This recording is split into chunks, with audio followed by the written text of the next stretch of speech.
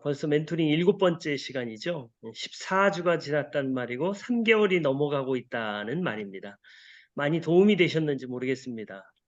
오늘은요. 김영주 목사님의 찐 아바타로 불리는 지원근 목사님이 간증자 세우기에 대한 강의를 하시는데요.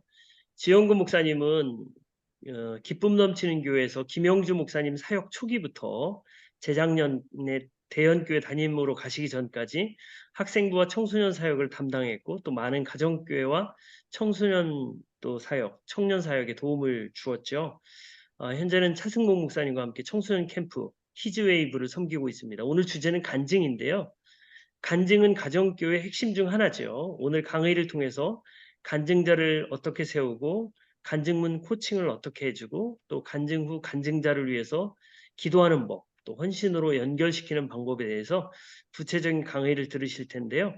강의를 들으면서 메모도 하지만, 또 들으면서 우리가 할 일은 우리 교회에 어떻게 적용할 것인가에 대한 방법을 찾는 거죠. 이런 말이 있습니다. 하려고 하는 사람은 방법을 찾지만 안 하려고 하는 사람은 핑계를 찾는다. 우리 멘토링 후반기에 들어섰는데요. 개척한 교회도, 또 목회나 평세를 하는 교회도 풍성한 방법을 찾으시길 바랍니다. 자, 이제 우리 지원근 목사님 나와주세요. 네, 반갑습니다. 네, 방금 소개받은 남양주 대연교회를 섬기는 지원근 목사입니다. 이렇게 귀한 목사님들, 사모님들 함께 이렇게 섬길 수 있는 귀한 기회 주셔서 감사합니다. 그러면 주일 연합예배 간증자 세우는 방법에 대해서 본격적으로 강의를 시작하겠습니다. 먼저 시작하면서 제 소개를 잠깐 하겠습니다. 우리 강 목사님께서 잘 소개해 주셨는데요. 저는 현재 대연교회, 남양주에 있는 대연교회를 섬기고 있는 지원근 목사입니다. 저는 기쁨 넘치는 교회에서 1999년 10월부터 2021년 10월까지 이렇게 사역을 했습니다. 그래서 대연교회 온 지 지금은 약 22개월이 되었습니다.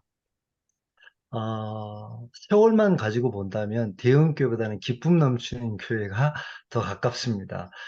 김영주 목사님과의 첫 만남은 1993년도 대학부에서 김영주 목사님을 처음 만났고 그 이후부터 지금까지 많은 도움을 받고 있습니다. 그래서 하나님께서 제 인생 가운데 주신 놀라운 축복 중에 하나가 김영주 목사님과의 만남이라고 생각합니다. 특별히 김영주 목사님과 함께 기쁨 넘치는 교회를 섬기면서 제가 20년 이상 주일 간증 피드백을 했습니다. 아마 오늘 이런 간증을 하기 위해서 하나님께서 미리 준비시키신 것이 아닌가 그런 생각이 듭니다. 제가 대연교회에 처음 왔을 때 굉장히 교회가 좀 어려운 상황 가운데 있었습니다. 코로나가 아주 극심했을 때이기도 하고 교회가 후임자 문제로 갈등을 보내고 있는 시기였기 때문에 그렇습니다. 그러다 보니까 1년에 평균 간증을 2, 3회 정도 하는 그런 상황에 있었습니다. 1년에. 현재 예배 출석 인원은 평균적으로 65명 정도 주일 예배를 참석하고 있습니다. 감사하게도 제가 대연교회에 와서 지금까지 한 번 정도 코로나 때문에 주일 간증이 빠지고 그 외에는 계속해서 주일 간증을 하고 있습니다. 도저히 간증을 할 것이라고 생각하지 못한 분들도 간증을 하고 있는데요.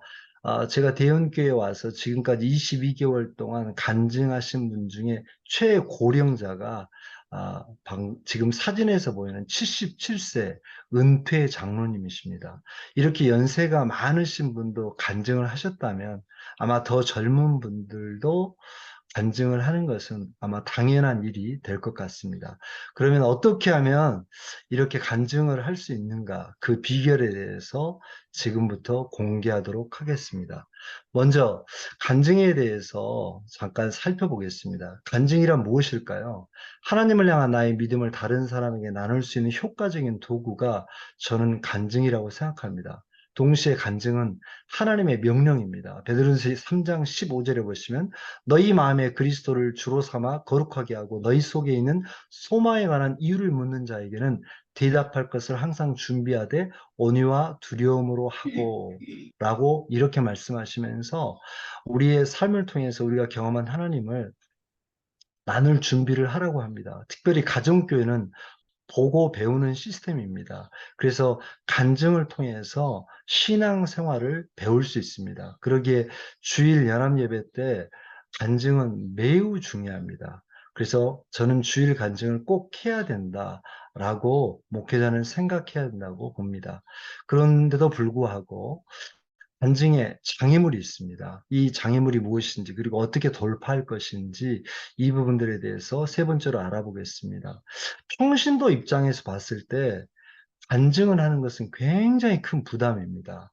그런데 이것은 평신도가 간증하는데 부담을 갖는 것 이상으로 목회자 역시 이 간증에 대한 두려움이 있습니다. 그래서 먼저 목회자가 가진 두려움에 대해서 살펴보겠습니다. 목회자가 평신도에게 간증을 권면했을 때, 교인들이 못한다고 할 것 같은 두려움이 우리 마음속에 있습니다. 특별히 이러한 거절감을 몇 번 경험하다 보면, 간증을 권면하기가 굉장히 두렵게 되어집니다.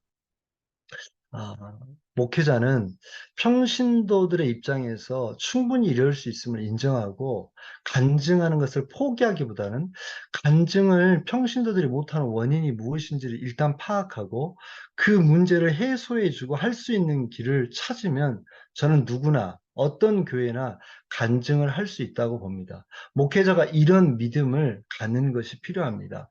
그래서 조금 전에 우리 강시편 목사님께서 말씀하셨던 것처럼 패자는 변명을 찾고 승자는 방법을 찾는다는 말을 저는 이 간증 부분에 있어서 꼭 말씀을 드리고 싶습니다. 두 번째로 성도들이 간증을 어려워하는 이유 세 가지에 대해서 말씀을 드리겠습니다. 첫째, 간증을 한 번도 안 해본 것 때문에 두려워합니다. 누구나 다 처음에 간증 부탁을 받으면 첫 번째 드는 마음이 부담감입니다. 이 부담감은 두려움을 낳습니다. 특별히 여러 사람 앞에서 해야 되기 때문에 이 잘해야 된다는 부담감이 굉장히 커서 이게 두려움을 낳게 됩니다. 이때 가장 좋은 간증은 잘하는 간증이 아니라 진솔한 간증, 솔직한 간증이라는 것을 이 간증자에게 목회자가 말해주는 것이 필요합니다. 그래서 지난날 하나님께서 자신에게 베풀어 주셨던 은혜들을 기록해서 그냥 편하게 나누면 된다고 이렇게 얘기를 해 주시면 됩니다. 그런 생각을 갖고 간증을 위해서 기도하면서 준비하다 보면 자기 인생의 전체를 돌아볼 수 있는 기회도 되어지고 자신의 신앙을 점검하게 돼서 큰 은혜를 받게 된다라고 이렇게 얘기를 해 주시면 됩니다. 또 간증을 준비하면서 기도하게 되니까 그 어느 때보다도 하나님과 가까워지는 그런 유익을 누리게 된다라고 이야기를 해주면서 이 간증에 대한 부담과 두려움을 내려놓을 수 있도록 설득하는 작업이 필요합니다. 두 번째, 간증문 작성에 대한 두려움이 있습니다. 많은 사람들이 말은 하겠대요. 그런데 자기가 갖고 있는 생각을 글로 쓰는 것, 표현하는 것에 대한 두려움이 있습니다. 그렇기 때문에 그냥 간증하라고 하지 말고 간증에 대한 구체적인 안내가 필요합니다. 저는 여기서 여러분들에게 꼭 드리고 싶은 말씀이 누구든지 모르면 두렵고 알면 두렵지 않다는 얘기를 꼭 해드리고 싶습니다. 그렇기 때문에 성도들이 뭐를 지금 모르고 있는지를 잘 목회자가 그거를 파악해가지고 그 부분을 알게 해주면 넉넉하게 이 부분을 돌파할 수 있다고 봅니다. 특히 연세가 많을수록 또 글을 안 써본 분들일수록 글 쓰는 것 자체가 굉장히 심각한 스트레스입니다. 이런 분들에게는 혼자서 간증을 쓰는 것이 아니라 돕는 자가 있다는 것을 말해주는 것이 필요합니다. 그래서 일단 생각나는 대로 쓰고 그 다음에 읽어보면서 차차 수정하면 된다고 말해주면 됩니다. 그리고 어느 정도 이 정도면 되었다라고 생각이 되어지면 목자님에게 피드백을 받거나 목자나 목녀는 배우자에게 이렇게 피드백을 받은 다음에 되었다라고 이렇게 말을 해주면 그것을 목회자에게 간증을 보내주면 담임 목사가 최종 피드백을 해서 이렇게 간증을 할 수 있도록 그렇게 해준다는 얘기를 해주면 이런 얘기만 들어도 간증에 대한 부담이 훨씬 더 감소됩니다. 이렇게 하려면 간증문을 미리미리 써야 됩니다. 예를 들어서 주일 밤 10시, 11시에 써가지고 이렇게 피드백이 오고 갈 수가 없습니다. 그렇기 때문에 이렇게 간증문의 피드백을 받으려면 미리미리 간증을 쓰도록 권면하는 것이 필요합니다. 세 번째, 앞에서, 많은 사람들 앞에서 간증하는 것에 대한 두려움이 있습니다.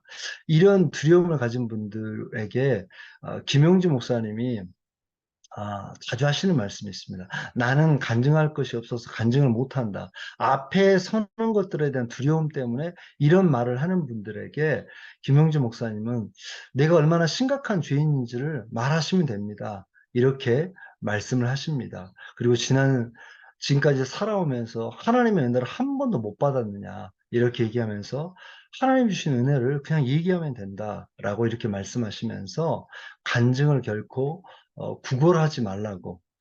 그리고 한 번 간증을 이렇게 부탁을 드렸음에도 불구하고 그 간증을 거절하면 예전에는 7년 동안 간증을 안 썼거든요.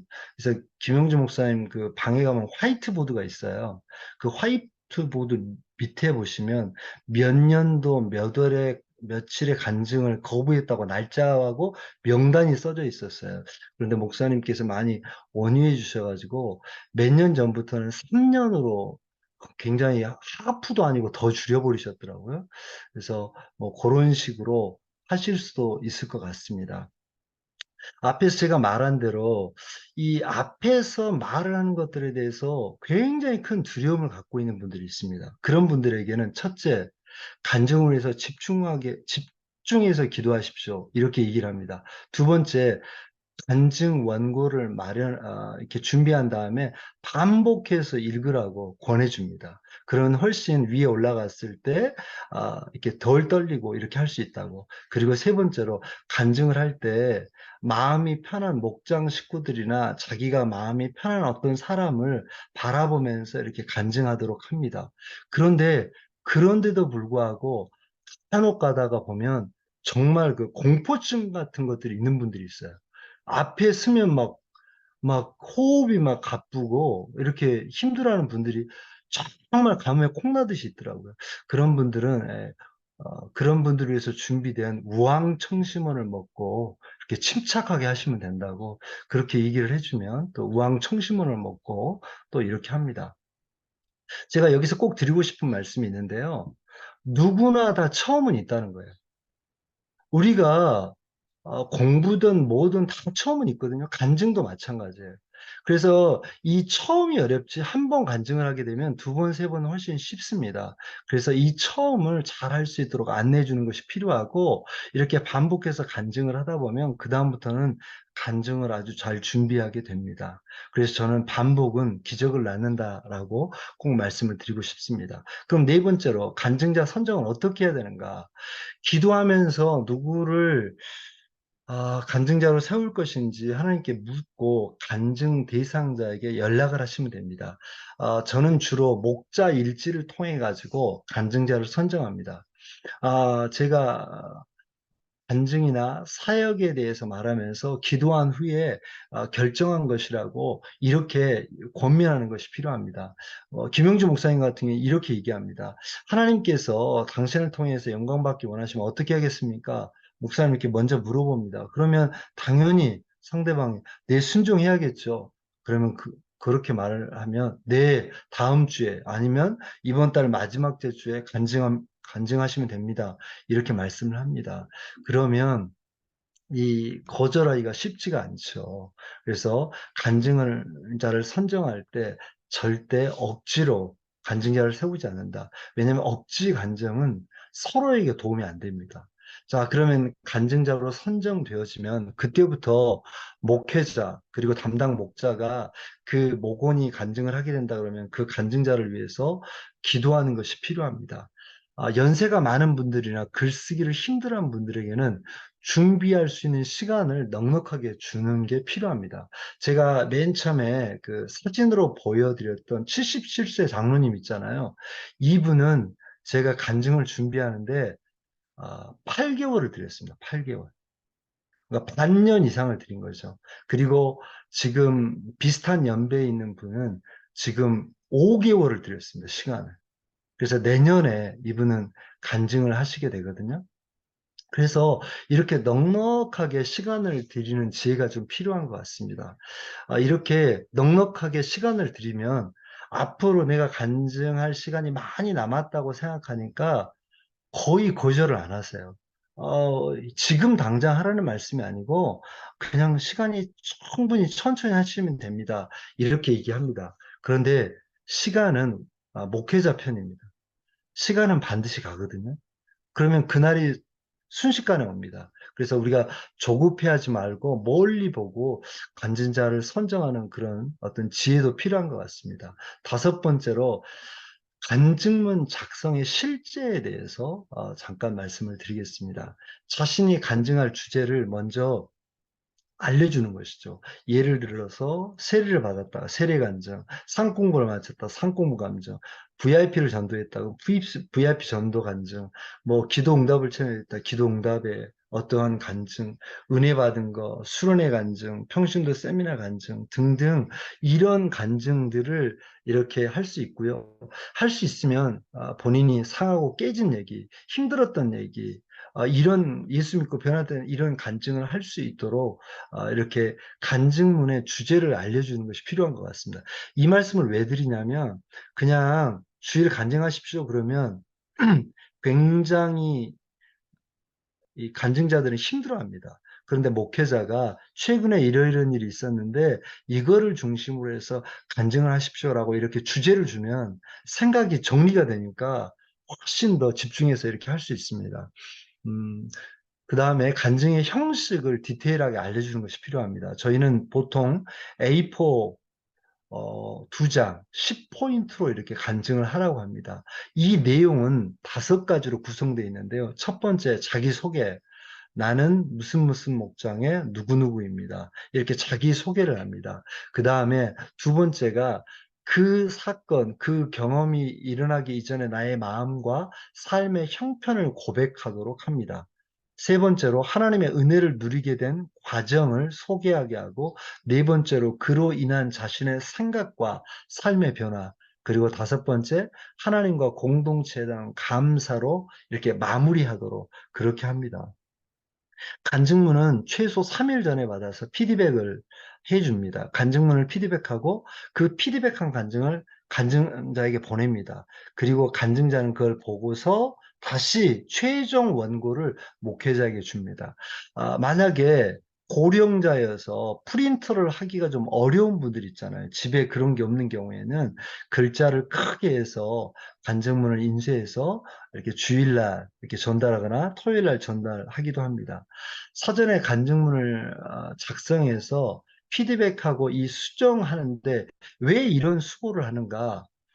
VIP나 새신자들, 성도들을 배려하기 위해서 이렇게 합니다. 왜냐하면 간증자는 자기 이야기니까 자기 입장에서 이렇게 간증을 쓰다 보면 청중의 입장에서 이해가 잘 안 됩니다. 이렇게 구멍이 뻥뻥뻥 어떤 논리의 전개에 구멍이 많다 보니까 이게 이해가 안 되는 거죠. 연결이 안 되는 거죠.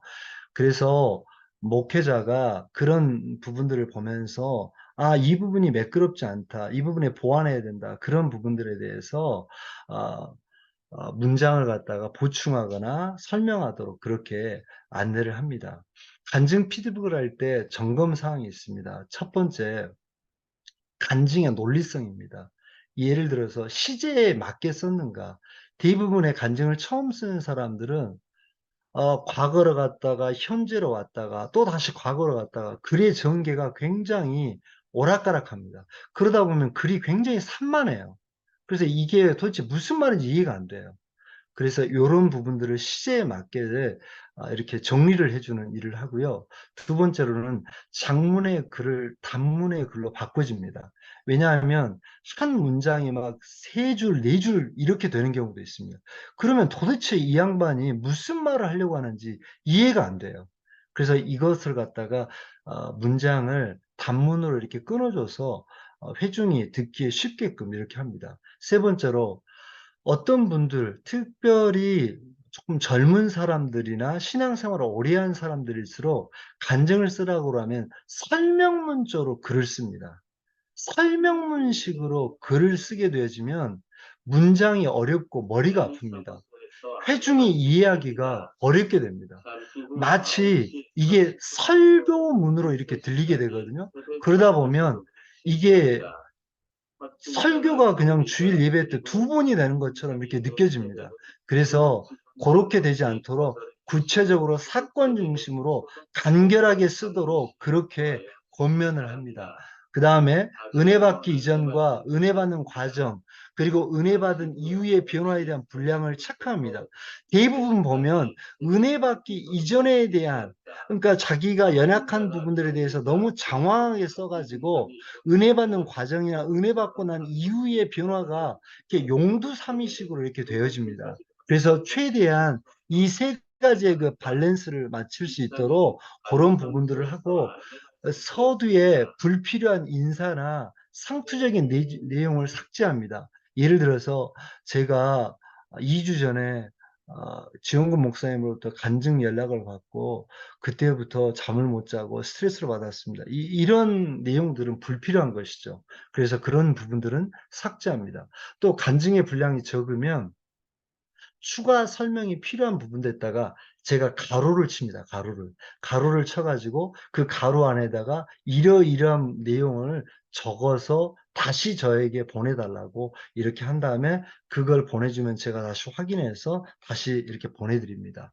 그리고 이런 것들을 보낼 때는 상대방이 기분 나쁘지 않도록, 왜냐하면 자기의 원고를 목사님이 이렇게 임의대로 고친 부분들에 대해서 그 부분들에서 충분히 상대방이 기분 나쁘지 않도록 배려하는 그런 글들을 써주는 것이 필요합니다. 예를 들어서 간증을 준비하러 너무너무 수고하셨습니다. 간증이 너무 좋다라고 하는 구체적인 어떤 칭찬과 격려를 한 다음에, 그런데 이 부분을 이렇게 하면 더 좋은 간증이 될 것 같습니다. 그렇게 안내해 주는 것이 필요할 것 같습니다. 또 간증은 하나님을 자랑하는 것이지 나를 자랑하는 것이 아님을 이렇게 목회자가 아는 것이 필요합니다. 그래서 간증문에서 김영주 목사는 주어와 동사를 잘 사용하는 거, 이게 굉장히 중요하다고 가르쳐 주시는데요. 예를 들어서 제가 이번에 이렇게 기도해서 이러이런 응답을 받았습니다. 이렇게 간증문을 쓰게 되면 이런 경우에는 자기가 드러난다는 것이죠. 그런데 이번에 제가 기도를 통해서 하나님께서 이렇게 응답해 주셨습니다. 이렇게 주어를 바꾸는 것이죠. 그렇게 되어지면 그 간증문 속에서 하나님의 주권을 인정하게 되기 때문에 개인, 간증자가 이렇게 높여지고 드러나는 것이 아니라 하나님이 높여지고 드러나게 된다는 것이죠. 그래서 주어와 동사 처리를 잘 하도록 피드백하는 것이 중요합니다. 그 다음, 주일 간증의 실제에 대해서 조금 말씀을 드리겠습니다. 저희 교회는 주일 1, 2부를 다 한 간증자가 다 합니다. 설교 직전에 이렇게 간증을 하는데요. 시간은 약 10분에서 12분 정도. 보통 A4 2장 10포인트라면 요 정도 나옵니다. 물론 어떤 그 글을 읽는 속도에 따라서 조금은 차이는 있지만 거의 보편적으로 이렇게 하는 것 같습니다. 토요일 날 간증자에게 전화를 해서 내일 간증을 위해서 기도해 주면 특별히 처음 간증하시는 분, 또 두려움이 많은 분들에게는 굉장한 용기와 격려가 되는 것 같습니다. 또 최소 10분 전에 미리 교회에 와서 기도하고 간증자 좌석에 앉아서 간증을 준비하도록 그렇게 권면합니다. 그리고 간증자가 강대상에 섰을 때 마이크를 자기의 입 앞에 이렇게 조정해서 간증을 이렇게 할 때에 이렇게 소리가 작거나 어렵지 않도록 그 부분들을 코치합니다. 그리고 간증을 할 때 너무 빠르거나 너무 느리지 않게 읽도록 이렇게 권면을 합니다. 그래서 어떤 분들은 긴장이 되다 보면 그냥 뭐 고개도 안 들고 글만 보고 막 속사포처럼 이렇게 읽는 분들도 있습니다. 그러다 보면 좋은 간증 내용이 스피치가 잘못돼 가지고 못하는 경우가 있습니다. 그런 분들은 이렇게 갈매기 표시나 이렇게 슬러시 표시를 해가지고 여기에서 한번 쉬고 가라고 그런 식으로 문단을 나누어져서 조금 호흡을 하면서 간증을 할 수 있도록 이렇게 안내해 주는 것도 필요합니다. 또 간증 원고에 충실하게 간증하고, 어떤 분들은 지나치게 자기 감정에 취해 가지고 간증이 없는 원고의 내용을 갑작스럽게 이렇게 정말 어쩌다가 한 번씩 이렇게 얘기하시는 분이 있어요. 우리는 그걸 전문용어로 대형 사고라고 합니다. 그런 대형 사고가 일어나지 않도록 이렇게 목사님들이 이렇게 딱 보시면 약간 그런 블랙리스트가 있어요. 이분은 그냥 불안해. 이런 분들한테는 그 부분을 확실하게 짚어줘 가지고 원고대로 간증을 하십시오라고 이야기를 합니다. 그다음 간증 이유에 대해서 조금 말씀드리겠습니다. 간증자가 간증 이후에 간증자 자리에 들어가면 바로 간증자를 위해서 기도하기 원하는 분들은 지금 자리에 일어나셔서 간증자에 가서 함께 기도해 주시기를 바랍니다. 이렇게 권면을 합니다. 그러면 많은 성도님들이 일어나서 간증장 옆에 가고 목장 식구들 이런 분들이 가서 함께 손을 얹고 기도하면 그때 굉장히 성령께서 역사하시는 것 같습니다. 그래서 간증을 했던 본인도 많이 울고 목장 식구들도 울고 또 함께 해주는 기도해 주는 분들도 함께 울면서 정말 그 공동체의 사랑을 경험하게 되어지고 간증자와 공동체가 동일한 은혜를 받는 것 같습니다. 이때 VIP를 위한 기도를 하는 것이 굉장히 중요한 것 같습니다. 왜냐하면 지금 교회 밖에 있는 복음 밖에 있는 그들도 이렇게 예수를 믿게 해 주시라고 우리 교회를 위해서 그들도 예수를 믿게 해서 이런 동일한 간증의 축복을 받게 해 달라고 간절히 기도할 수 있는 기회가 되기 때문에 그리고 이때가 가장 뜨겁게 간절하게 VIP를 위해서 기도할 수 있는 기회이기 때문에 이 기회를 적절하게 잘 사용하는 것이 필요해서 간증자를 위한 기도와 플러스 VIP를 위한 기도를 같이 합니다. 그다음 간증 후에 개인적으로 연락해서 감사를 표하고 은혜 받았다라고 말해 주는 것이 필요합니다. 왜냐하면 그 간증자 입장에서는 스트레스와 시간과 엄청난 에너지를 쓰고 나서 이 간증을 했잖아요. 간증한 이후에 약간 공허할 수 있거든요. 그런데 그 부분들에 대해서 담임 목사님이 또 사모님이 이렇게 연락을 해 주면 너무 감사하겠죠. 그리고 주일 간증문을 저희 교회 같은 경우는 밴드에 올립니다. 그러면 많은 성도들이 격려와 감사의 댓글을 이렇게 달아줍니다. 그러면 그게 두 번째 이제 은혜가 되는 것이죠. 그리고 성도들에게 간증자에 대한 험담을 하지 않도록 이 부분들에서 강조하는 것과 이제는 변화된 모습으로 그 사람을 바라보도록 권면하는 것이 필요합니다. 그다음 주일 간증의 가치에 대해서 마지막으로 말씀을 드리겠습니다. 첫 번째로 주일 간증을 통해서 목회자가 한 편의 설교를 준비하는 것이 얼마나 어려운지 성도들이 이렇게 피부로 느끼게 되는 것 같습니다. 그래서 많은 분들이 간증을 하고 나서 목사님 저는 1 년에 한 번, 두 번 이렇게 간증 준비하는 것도 이렇게 스트레스를 받고 힘든데 매번 이렇게 설교 준비하느라고 얼마나 애쓰셨어요." 그러면서 목회자의 힘듦, 목회자의 어려움을 이렇게 공감해 주고 이해하는 그런 장이 되는 것 같아서 주일 간증에는 놀라운 가치가 있습니다. 두 번째, 주일 설교 전에 간증을 드리면 성도들의 마음의 문이 활짝 열립니다. 그래서 훨씬 더 설교의 말씀을 더 이렇게 흡수율이 좋아지는 것 같습니다. 그래서 주일 설교하기 전에 간증을 듣는 것이 굉장히 중요합니다. 세 번째로 간증은 성도들끼리 서로를 알아가는 현장이자 하나님의 살아계심을 맛보는 현장입니다. 저 같은 경우에는 대형교회 온 지 22 개월밖에 되지 않았습니다. 그러다 보니까 성도들의 개개인의 어떠한 이런 부분들을 초창기에 너무 많이 몰랐죠. 그런데 그분들이 자신들의 살아온 이야기들, 하나님을 어떻게 만났던 이야기들 이런 것들을 들으면서 정말 많은 부분들을 이해하고 알아가는 그런 시간이 되었습니다. 동시에 하나님께서 그 사람에게 어떻게 살아계셨음을 이렇게 체험할 수 있어서 매우 좋았습니다. 네 번째로 매주 간증하는 것이 만약에 어렵다고 한다면 한 달에 한 번이라도 그리고 5 분씩이라도 간증을 시작하는 것이 중요하다고 생각합니다. 우리 시작이 절반이란 말이 있잖아요. 또 우리 목사님들 사모님이 꼭 기억하셨으면 좋겠는 것이 시도하지 않으면 아무 일도 일어나지 않습니다. '우리 교회는 안 돼.' 이런 생각들을 갖게 되지면 진짜 아무것도 못하게 됩니다. 그런데 그런 간증자를 달라고 기도하고 그런 부분들에서 간증할 수 있는 토양을 이렇게 만드는 것이 필요한 것 같습니다. 그래서 세충 네기둥을 제대로 하면 정말 이게 간증할 그런 어떤 토양이 만들어지는 것 같습니다. 그래서 다섯 번째, 간증할 내용을 적극적으로 만들어 주는 거죠.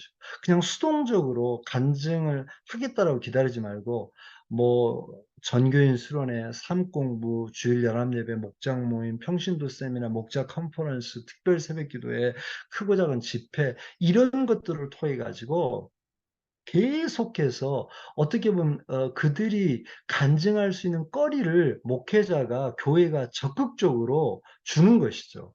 그렇게 주다 보면 거기에서 간증 대상자가 톡톡톡 이렇게 올라오는 거죠. 그러다 보면 자연스럽게 간증하는 교회로 교회의 체질이 바뀌어진다고 생각합니다. 이제 마지막으로 결론적인 말씀을 하나 드리고 질문을 받겠습니다. 제가 좋아하는 말 중에서 물이 얼마나 많은 댐이냐 강이냐 이게 중요한 것이 아니라 물에 있어서 가장 중요한 것은 양이 아니라 수질이다라는 말이 있습니다. 저는 이걸 교회에다 그대로 적용해 볼 수 있을 것 같습니다.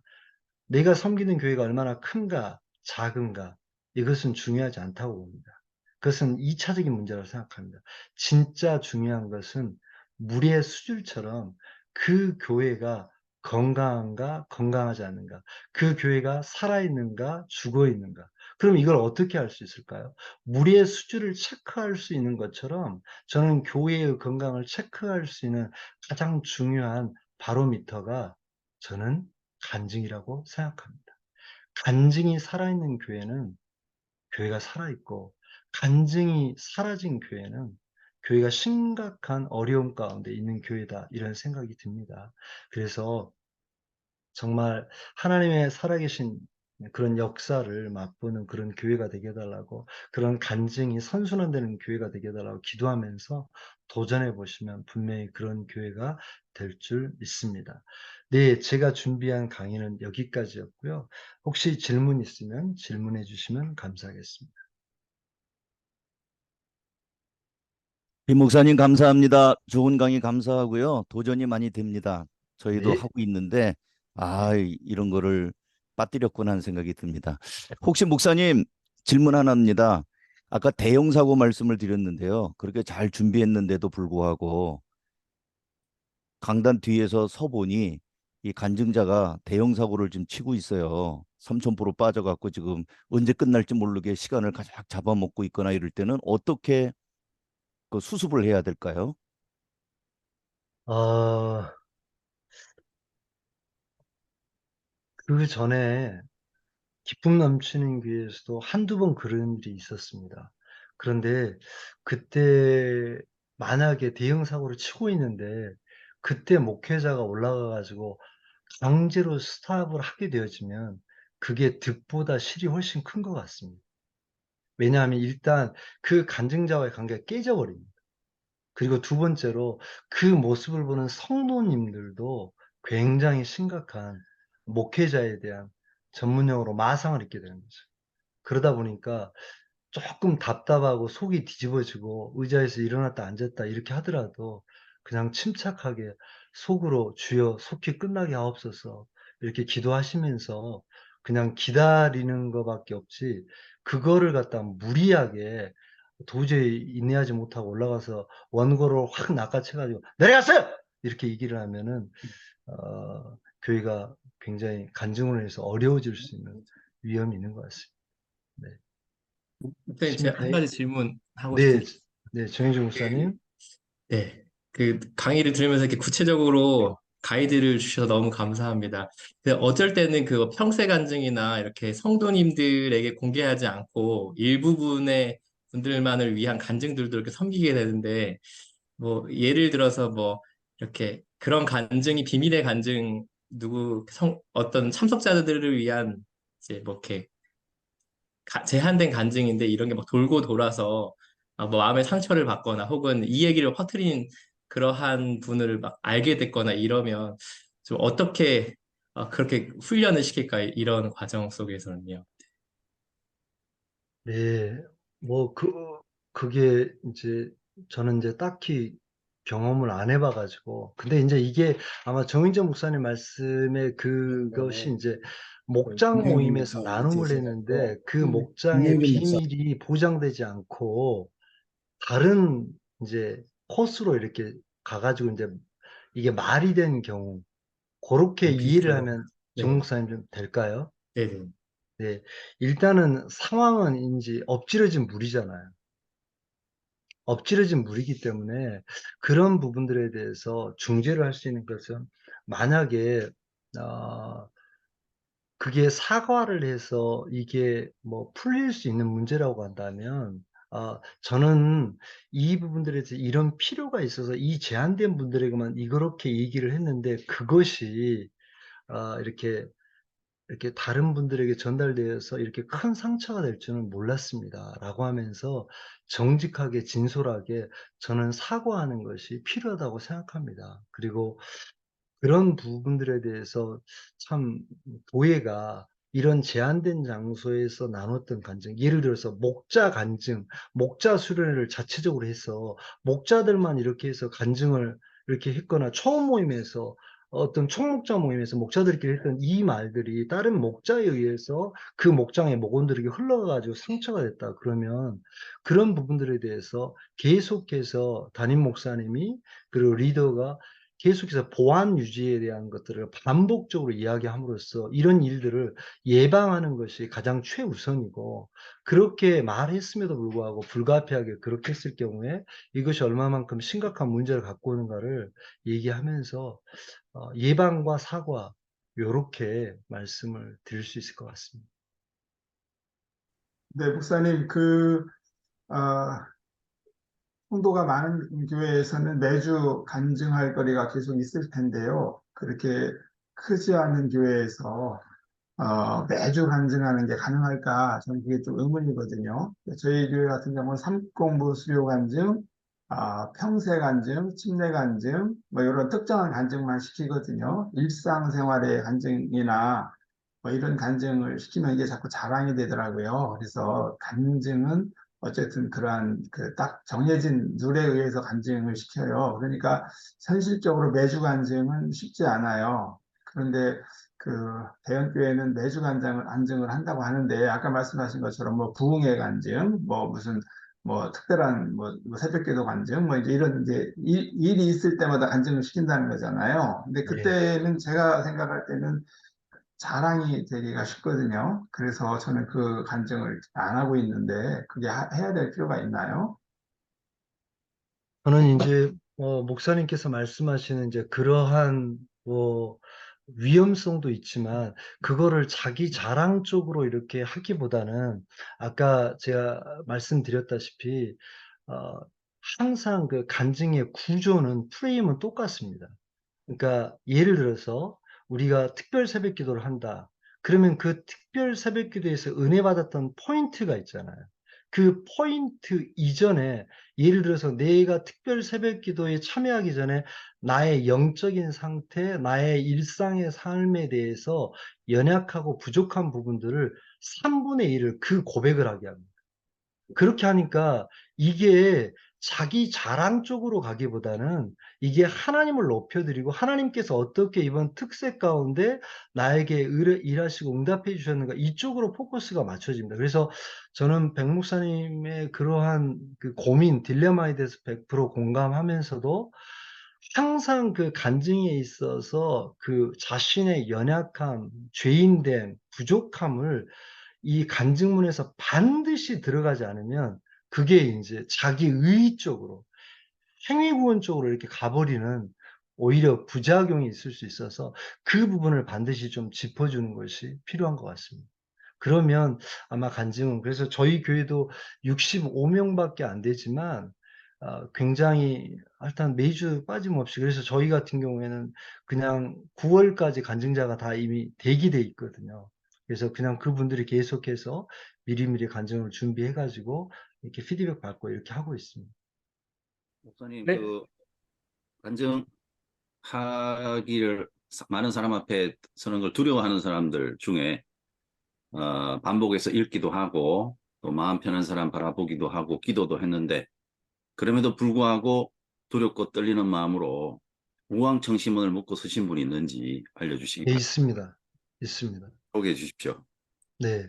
그분은 굉장히 극내향적인 분이에요. 그래서 간증 그 얘기를 듣는 순간부터 호흡이 가쁘면서 아직 이렇게 강대상이 쓰지도 않고 간증입니다. 그런데 막 눈에서 막 이슬이 맺히면서 목사님 안 돼요. 다른 거 다 할게요. 근데 이건 절대 안 돼요. 저 못해요. 막 이런 분이 계셨어요. 대형교 말고 기쁨 넘치는 교회에서. 그래서 이제 그런 분들 같은 경우에는 인제 뭐 그렇게 힘드시냐고 그러면 한번 작정 기도를 하시면서 간증을 준비해 보시면 좋겠다. 그래도 안 되면 금식을 한번 해 보시고 그래도 안 되면 뭐 어떻게 되겠냐. 우황청심원을 드셔야지. 그렇게 해가지고 그분은 실제로 우황청심원을 먹고 올라왔어요.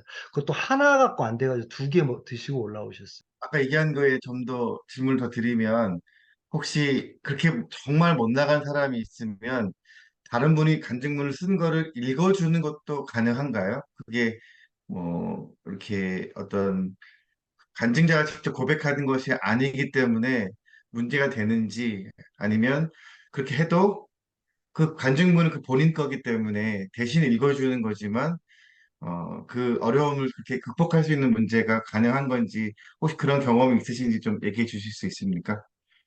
어 저는 일단 간증을 정말 어렵게 그렇게 봤던 분, 제일 어렸던 분이 그 우황청심원 그분이었거든요. 근데 그분도 그렇게 간증문을 앞에 나가서 읽을 수 있었다고 한다면 뭐 예를 들어서 목이 쉬어 가지고 음성이 안 나온 이상 아마 그분은 해야 되지 않을까 그런 생각이 좀 들고요. 근데 인제 나는 도저히 대독이 아니고선 나는 정말 심장마비가 올 것 같다. 나 계단을 올라가 강대상 계단을 올라가는 순간 세 번째 계단에서 자빠져 버릴 것 같다. 이런 분은 저는 간증을 시키면 안 된다고 생각해요. 왜냐하면 그 정도까 이건 거의 실족의 수준이에요. 거의 실족사 수준이거든요. 그래서 저는 그런 분은 그냥 이렇게 간증을 듣는 쪽으로 이렇게 해야지 우황청심원도 못 해 보면 그분은 쪼끔 배려해 드리지 않을까 그런 생각이 듭니다. 네. 네, 참고로 저희 교회도 어려운 분이 계셨는데 그분은 영상을 찍어가지고 했습니다. 집에서. 집에서 영상을 찍으셔라. 그래서 이제 찍은 거를 저희가 보고 다시 한번 피드백 해드리고 한 3번 정도 찍은 다음에 그걸로 이렇게 대체한 적이 있습니다.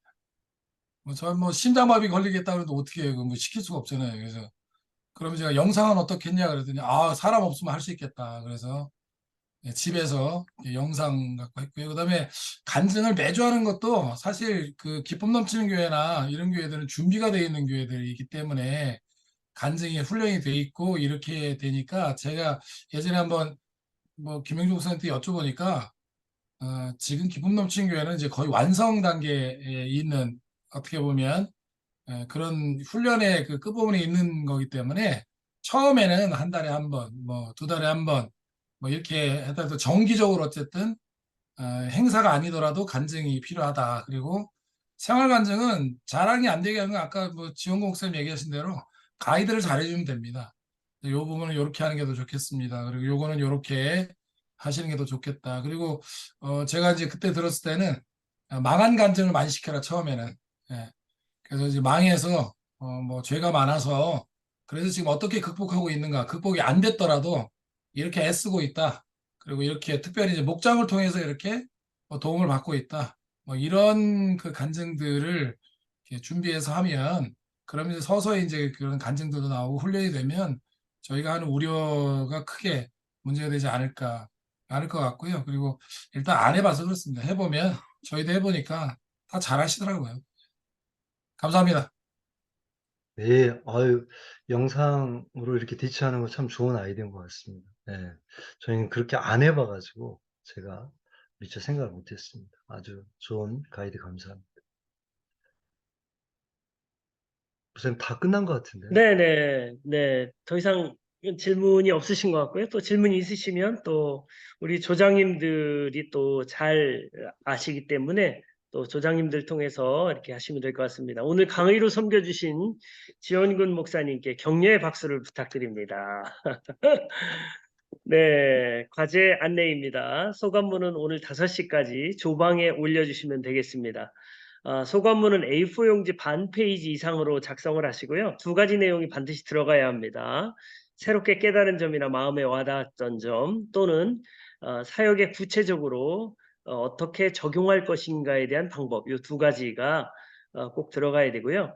이번 주에 또 특별 과제는 없습니다. 근데 이제 마음속으로 간증자를 어떻게 선정하고 또 간증 후에 어떻게 기도해주고 앞으로 나와서 기도받게 하고 기도받는 사람들뿐만 아니라 그 사람들을 위해서 기도해 줄 사람들 또 앞으로 어떻게 초청할까, 이제 그런 것들을 한번 고민해 보는 건 참 좋은 것 같습니다. 다음 주 강의 안내입니다. 오늘 강의가 김영주 목사님의 가정교회 정신을 그대로 토해낸 그런 강의였다면, 다음 주는 가정교회에서 또 워낙 유명하신 오명교 목사님의 복사판과 같다는 평가를 듣고 있는 최영우 목사님. 네, 오명교 목사님 후임이시기도 하고요. 밝은 교회 최영우 목사님이 헌신카드 관리와 어떻게 헌신으로 연결시키는지에 대한 강의를 해주십니다. 헌신카드 만드는 방법을 비롯해서 많은 도움이 될 것 같은데요. 이제 3번의 강의를 남겨두고 있습니다.